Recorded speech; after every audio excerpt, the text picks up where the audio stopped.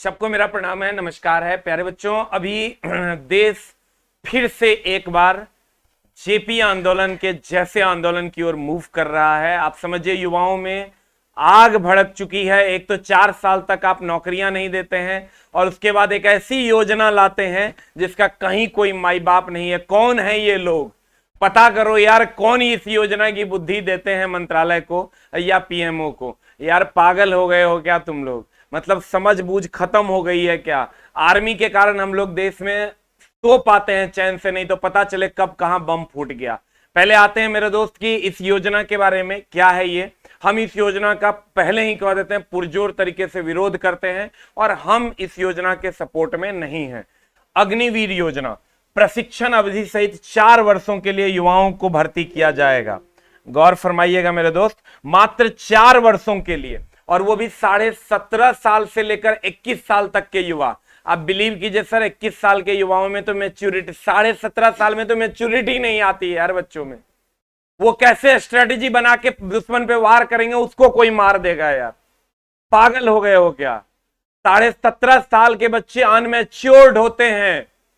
21 साल के बाद वो मैच्योर्ड हो पाते हैं और 21 साल में आप उसको जॉब से रिटायर कर दोगे। यार दिमाग खराब है क्या?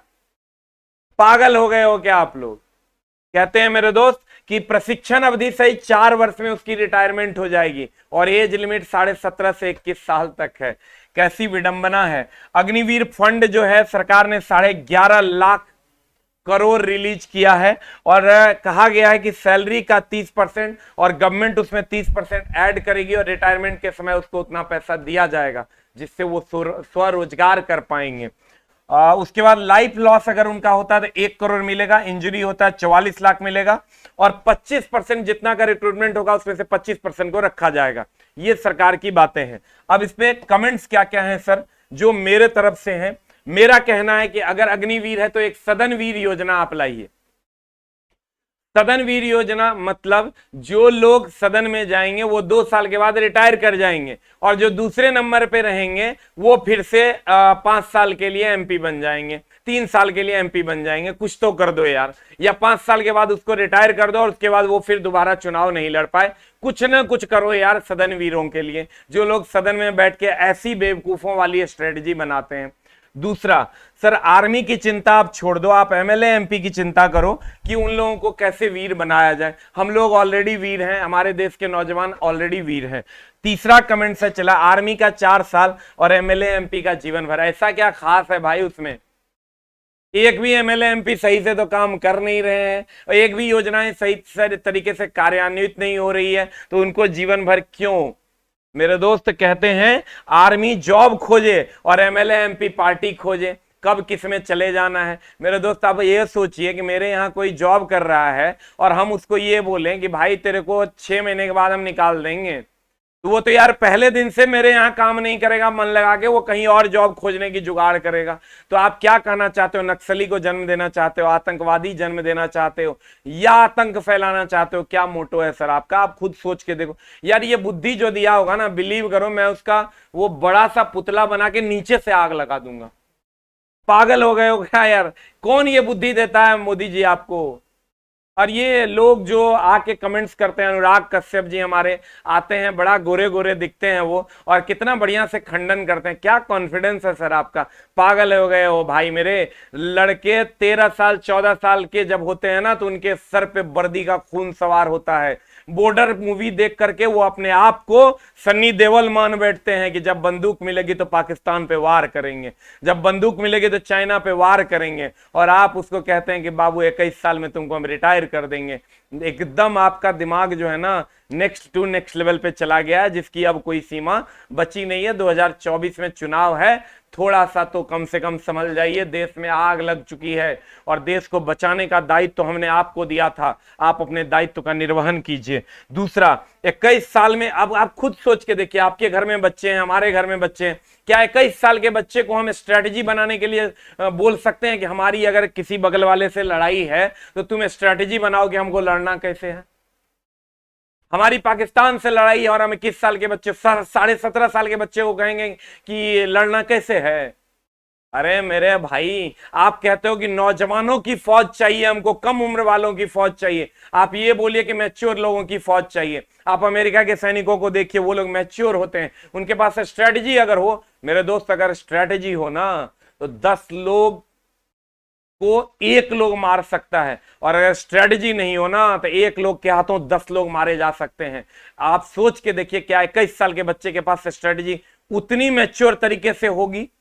एकदम नहीं होगी। इसके लिए स्ट्रेटजी बनाने के लिए आपको एक मैच्योरिटी लेवल तक पहुंचना होता है, जो उनके पास नहीं होगा। क्यों सर, क्यों क्यों क्यों आप ऐसा कर रहे हैं? आप इस पर विचार कीजिए। हम लोग इसके फेवर में नहीं हैं। बच्चों की क्या मांगे हैं? पहली मांग है कि हम ये नहीं मानेंगे, एक लाइन की मांग है कि हम ये नहीं मानेंगे, और एज कम से कम 25 साल होनी चाहिए, और जो भर्ती की प्रक्रिया है उसमें 25 साल का एज होना चाहिए, और ये 25% जो आप रिटेन कर रहे हैं वो भी हम लोग नहीं मानेंगे। आप ये सोचिए सर कि जो बच्चे आर्मी में जाते हैं और 4 साल के लिए मान लीजिए जाते हैं, वो ऑलरेडी आप वो क्या उसको चलाना आप सिखा दीजिएगा? हमको ये बताइए सर, तीर धनुष चलाने के लिए लोगों को 2-3-4 महीने 6 महीने साल भर लग जाते हैं, और आप उसको आधुनिक हथियार चलाना कैसे सिखाओगे? तो आप उसको यही चाहते हो कि उसको मौत के मुंह में हम धकेल दें, सिर्फ और सिर्फ अपने राजनीतिक फायदे के लिए? तो ये नहीं चलेगा। आर्मी की वैकेंसी आप प्रॉपर वे में दीजिए। बहुत सारे बच्चे हमारे यहाँ भी आते हैं कि सर आप लोग कुछ बोलिए। सर हमारा पूरा सपोर्ट है आपको, जो हो रहा है हम लोग उसका पुरजोर तरीके से विरोध करते हैं, हम इसको नहीं मानेंगे। आप सर खुद सोच के देखिए, आर्मी नाम सुनते ही ना एक अलग से इमोशन जाग जाता है। हम लोगों को लगता है यार आर्मी मतलब यार उसके कारण हम लोग सेफ हैं, उसके लिए जो करना पड़ेगा करेंगे। हैट्स ऑफ है एक एक आर्मी के बंदे के लिए, हैट्स ऑफ है आर्मी के फैमिली के लिए, हैट्स ऑफ है उन वीर जवानों के लिए जिन्होंने हमारे देश के लिए खून बहाया है। और आज हम शर्मिंदा हैं मोदी जी आपके लिए, क्योंकि आपने हमारे आर्मी कम्युनिटी के लोगों को, हम उस नौजवानों को आपने दुखी किया है, जो नौजवान पैदा होते ही 12 साल 13 साल की उम्र में आते ही बॉर्डर मूवी देखते हैं, और बॉर्डर मूवी देखने के बाद सन्नी देओल बनने की कोशिश करते हैं और कहते हैं कि पाकिस्तान पे हमारी फतह निश्चित है। हाय पाकिस्तान, अगर सर उठा के देखोगे तुम्हें हम गोलियों से छल्ली कर देंगे, और उसके साथ छल करते हो आप। आपको शर्म आनी चाहिए, और ये जो लोग स्ट्रेटजी बना रहे हैं उनको हर हाल में ये शर्म आनी चाहिए कि आप क्या कर रहे हैं। शब्द हमारे कठोर जरूर हैं।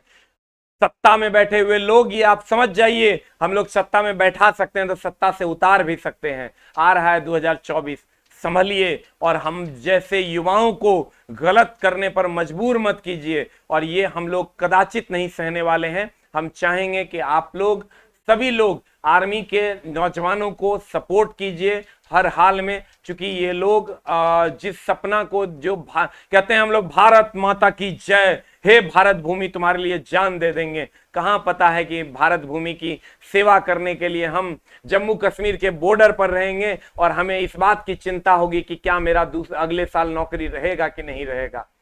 क्या हम अगले साल हमको बैंकिंग की तैयारी करनी होगी, पता चला कि हम क्या सोचेंगे कि कल हमको युद्ध कैसे लड़ना है। हमको तो ये भी सोचना होगा कि हमारे घर का राशन पानी कैसे चलेगा। गरीब का बच्चा जो एकदम बहुत असहाय है, अगर वो फिजिकली फिट है तो उसको लगता है कि आर्मी में कम पढ़े लिखे लोग भी चले जाते हैं, तो वो लोग उसकी तैयारी करते हैं और जाते भी हैं। मेरे दोस्त, मेरे भाई, जो लोग भी ये स्ट्रेटजी बना रहे हैं, संभलिए, जगिए। देश को कम से कम आर्मी के नाम पे तो ना छलिए। हम लोग एनटीपीसी, ग्रुप डी, एसएससी के नाम पे जितना छलते हैं, हम लोग जितना हो पाता है बर्दाश्त करते हैं। कम से कम आर्मी के नाम पे छलना बंद कीजिए। ये कहीं से भी देश का युवा इस बात के लिए तैयार नहीं है। और आप 2024 के चुनाव में हमने आपको वोट दिया है, हमने आपको प्रधानमंत्री बनाया है। कम से कम प्रधानमंत्री जी आप तो ऐसा ना कीजिए। 56 इंच का सीना आपका है, आप ही कहते हैं मेरा 56 इंच का सीना है। थोड़ा सा संभलिए, और हम सरकार से हाथ जोड़कर नम्र निवेदन करेंगे, ये जो आर्मी के साथ छल आप कर रहे हैं इस पर ध्यान दीजिए। ये नहीं चलेगा, बच्चे ये बर्दाश्त नहीं करेंगे। जगह जगह पर जो भी हिंसाएं हो रही है, हम बच्चों से ये भी रिक्वेस्ट करते हैं कि हिंसा ना हो, अहिंसात्मक तरीके से हम लोग अपना विरोध प्रदर्शन करें। हम भी आपके साथ हैं, और किसी भी प्रकार की हिंसा ना करें।